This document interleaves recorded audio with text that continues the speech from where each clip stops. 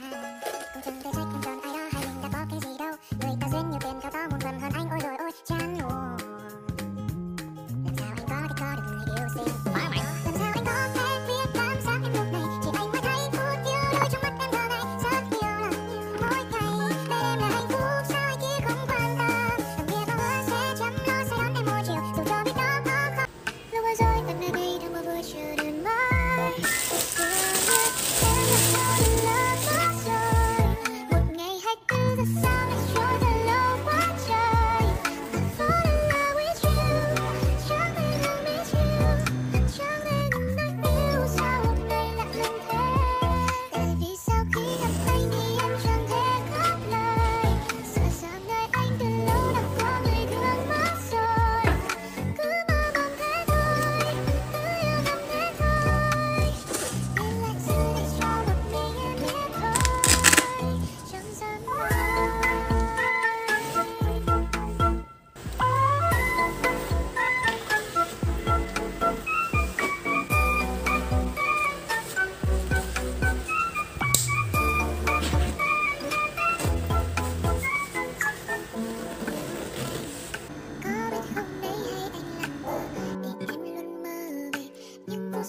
Say bên cạnh nhau, một lời không nói là sẽ mất nhau, nên đừng vội đi, hãy quay lại đi mà người ơi.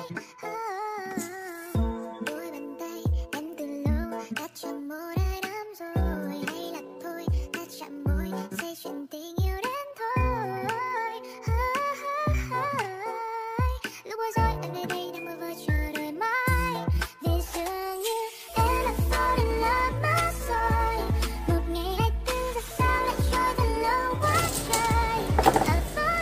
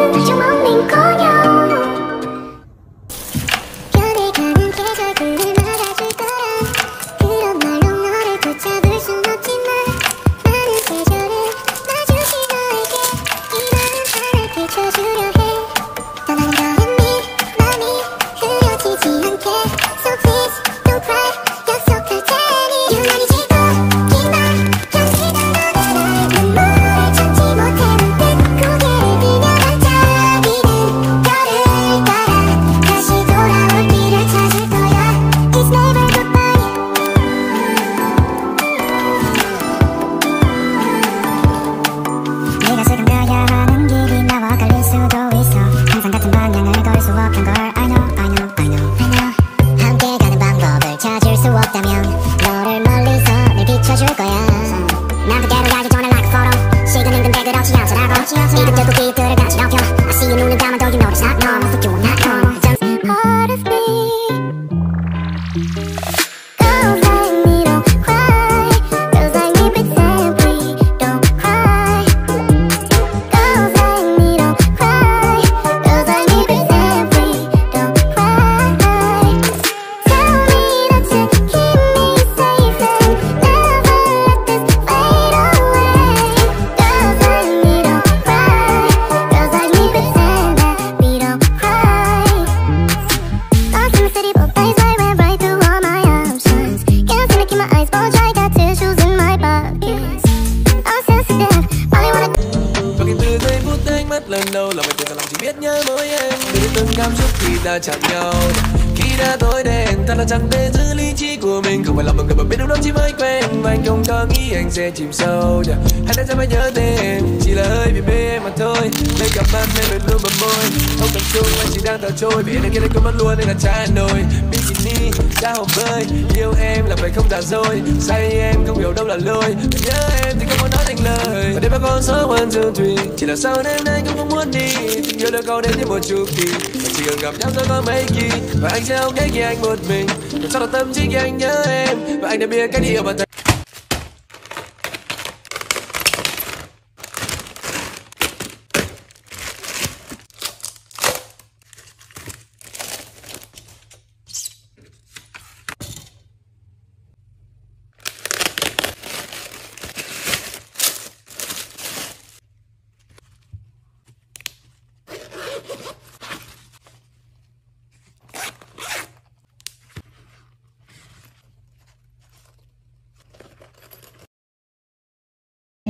Thì hãy nhớ là bằng niềm tin không lung lay, bạn đổi thay cuộc đời. Và với ước mơ khát khao, bạn xây mộng lớn lao. Nhìn lại từ điều nhỏ bé mỗi ngày miệt mài, đã thành một hành trình dài bạn đang bước tiếp.